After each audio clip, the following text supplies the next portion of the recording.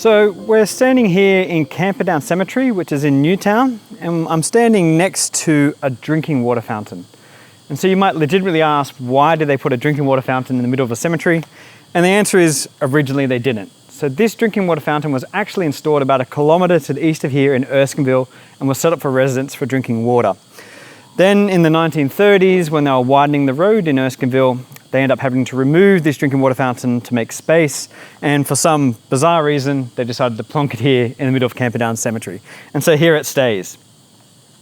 Anyhow, we're going to, and actually admittedly it does look a little bit like a gravestone, but anyway, we're going to use this drinking fountain as kind of the catalyst for this week's tour or field trip to be thinking about water in Sydney. And so what I'm going to do first up is actually take us back to 1898 when this drinking water fountain was installed. So let's picture that we're on the corner of Erskineville, about 1 kilometre east of here, standing on the corner at a ceremony to celebrate the opening of this drinking water fountain.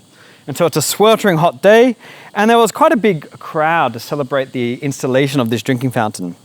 And present in the crowd was the balding Edmund Molesworth, the local parliament member for Erskineville, or Division of Erskine as it was.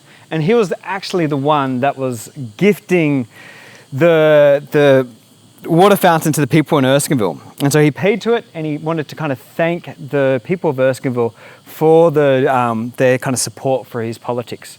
And in many ways, it was a little bit of a disingenuous statement. Molesworth didn't actually live in Erskineville, he actually lived here in Newtown. And so what he was actually doing was actually trying to curry favour with those living literally across the other side of the tracks in Erskineville.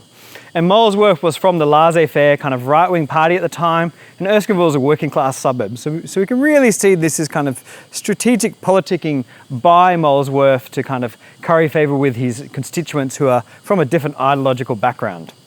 But this was a huge event, so both the major newspapers had stories throughout the week in the lead up to this drinking fountain, looking at conflicts between Molesworth and the mayor and the aldermen about where the drinking water fountain should go and where it should end up. In the end, the mayor were there, all the council aldermen were there, Molesworth was there, the two major newspapers, the Sydney Morning Herald and Even Standard were there, as well as a big crowd to kind of celebrate its opening. And there was kind of speeches made by Molesworth, as well as the mayor kind of asking that more needs to be done to help the poor residents get access to water. Specifically, the mayor talked about the bricklayers and the different workers there needing a bathhouse to come home to and wash after their long days working.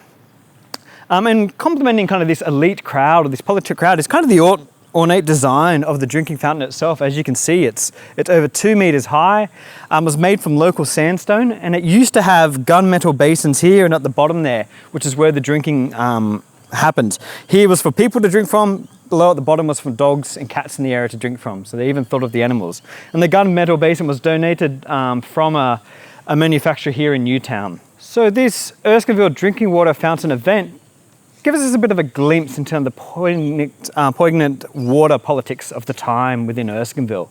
And it certainly was beyond its kind of design, it certainly was a much needed piece of infrastructure. Indeed, the areas of Newtown and Erskineville have been described as Typhoid Valley quite recently. And we can also see, the Baroque design of the fountain, the eminent crowd. This is an important event that's happening. There were no kind of piped water into Erskineville at the time.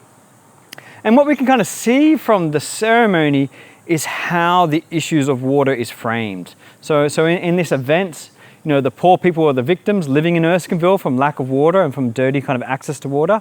And the solution is through kind of innovative technologies, which was quite innovative at the time. And the heroes of the story are the political and economic elite, donating infrastructure to the poor so they can drink water.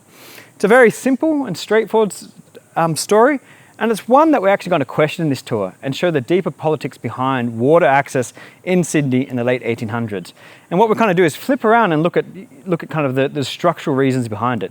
What is quite noticeable in this ceremony is, and in the newspapers, there's no discussion of why there is a lack of access to water in Erskineville or why poor people are suffering from poor water access. And what we're going to do is kind of scratch beneath the surface and look at the recent history in the area at the time to understand there's actually deeply political reasons why there are water issues, and we should be kind of much more questioning about the mayor and Molesworth and their role in dealing with water issues within the area.